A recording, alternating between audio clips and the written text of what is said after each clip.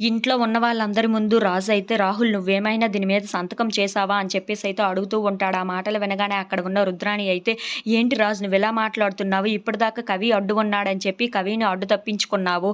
ఇప్పుడేమో రాహుల్ అడ్డుగా ఉన్నాడు. ఇప్పుడిప్పుడే కంపెనీకి వెళ్తున్నాడు అని చెప్పి ఇప్పుడు రాహుల్‌ని కూడా జైలుకి పంపించేస్తే నీకు సరైపోతుంది కదా! అలా అయితే నువ్వు ప్రశాంతంగా ఈ ఆస్తిని మొత్తం అనుభవించొచ్చు కదా! అని చెప్పేసి అయితే అంటూ ఉంటుంది. ఆ మాటలు వినగానే ఇంట్లో ఉన్న వాళ్ళందరూ అయితే ఒక్కసారిగా షాక్ అయిపోతూ ఉంటారు. ఇంతలో అక్కడ ఉన్న రాజైతే ఆ మాటలు భరించలేక పదండి వెళ్దాం అని చెప్పేసైతే అక్కడ ఉన్న పోలీసులతో వెళ్ళిపోతూ ఉంటాడు. అది చూసిన ఇంట్లో ఉన్న వాళ్ళందరూ అయితే రాజు, రాజు అని చెప్పినా ఎంత కూడా వినకుండా బయటికి వెళ్ళిపోతూ ఉంటాడు. ఇంతలో అక్కడికి అయితే కావ్య వస్తూ ఉంటుంది.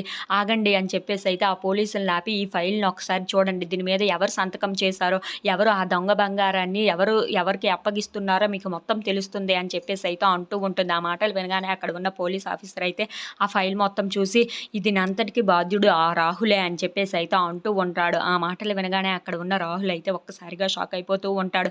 ఇంతలో అక్కడ ఉన్న రుద్రాణి కూడా ఏంటి ఇదంతా చేసింది రాహులా అని చెప్పేసైతే అనుకుంటూ ఒక్కసారిగా షాక్ అయిపోతూ ఉంటుంది. ఇక ఇంతలో అక్కడ ఉన్న రాహుల్ మాత్రం ఏంటి ఇప్పుడు తెలిసిపోయింది. ఇప్పుడు నా పరిస్థితి ఏంటి అని చెప్పేసైతే చాలా టెన్షన్ పడిపోతూ ఉంటాడు. నేను ఎలా తప్పించుకోవాలి అని చెప్పేసైతే అనుకుంటూ ఉంటాడు.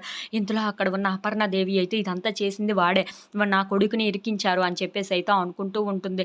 ఇంతలో అక్కడ ఉన్న కావ్య మాత్రం ఇప్పుడు తెలిసిందా అని చెప్పేసైతే అందరిని చూస్తూ ఉంటుంది. If you like this video please like, share and subscribe.